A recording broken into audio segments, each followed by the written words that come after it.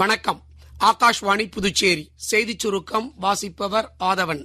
வேளாண் ஆராய்ச்சி நிறுவனங்களும் மாணவர்களும் விவசாயிகளின் வாழ்க்கையில் மாற்றமும் வளமும் ஏற்பட உரிய பங்களிப்பை வழங்க வேண்டும் என்று மத்திய பிரதேச மாநிலம் குவாலியரில் உள்ள பல்கலைக்கழக மாணவர்கள் மற்றும் பேராசிரியர்களுடன் கலந்துரையாடுகையில் குடியரசு துணைத் தலைவர் திரு ஜெகதீப் தன்கர் கேட்டுக் கொண்டார். மேலும் அவர் விவசாயத்தை மேம்படுத்துவதன் மூலமே வளர்ச்சியடைந்த இந்தியாவை உருவாக்க முடியும் என்றார். புதுச்சேரி பேராசிரியர் திரு ராமானுஜம் எழுதிய பிரெஞ்சு இந்திய விடுதலை போராட்டமும் பாதையும் என்ற நூலினை சட்டசபையில் முதலமைச்சர் ரங்கசாமி வெளியிட அதனை மாநிலங்களவை உறுப்பினர் திரு செல்வகணபதி பெற்றுக் கொண்டார். அப்போது முதல்வரின் தனிச் செயலாளர் திரு முனைவர் அமுதன், திரு அசோகன், திரு முனுசாமி, திரு வாழுமணி, திரு கணேஷ், திரு சங்கர் ஆகியோரும் உடனிருந்தனர். பிரான்ஸ் நாட்டு எழுத்தாளர் திருமதி கீர்த்தியால் பவானி எழுதிய கிராமத்து நாயக்கர் சைகோன் கோபாலகிருஷ்ணன் என்ற நூலினை முதலமைச்சர் திரு ரங்கசாமி வெளியிட அதன் முதல் படியை திருமதி தேன்மொழி பெற்றுக் கொண்டார்.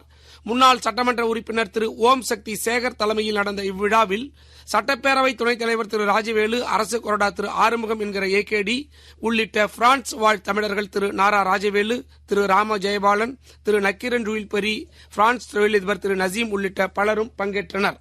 புதுச்சேரி வெங்கடா நகர் துணை மின் நிலையத்தில் அவசர பராமரிப்பு பணிகள் மேற்கொள்ள இருப்பதால் இன்று காலை 9 மணி முதல் மதியம் 1 மணி வரை புஸ்ஸி வீதிக்கு வடக்கு, முத்தியால்பேட்டைக்கு தெற்கு, கடற்கரை சாலைக்கு மேற்கு, சத்யா நகர் மற்றும் சக்தி நகர் கிழக்குக்கு உட்பட்ட பகுதிகளான கிருஷ்ணா நகர், எழில் நகர், வெங்கடா நகர், ரெயின்போ நகர், குறிச்சிக்குப்பம், வைத்திக்குப்பம், புல்வார் டவுன், கோவிந்தசாலை, பிருந்தாவனம், இளங்கோ நகர், ராஜையர் தோட்டம், லெனின் வீதி உள்ளிட்ட பகுதிகளில் மின் தடை ஏற்படும் என மின்துறை அறிவித்துள்ளது. இத்துடன் இந்த செய்திச் சுருக்கம் நிறைவு பெறுகிறது.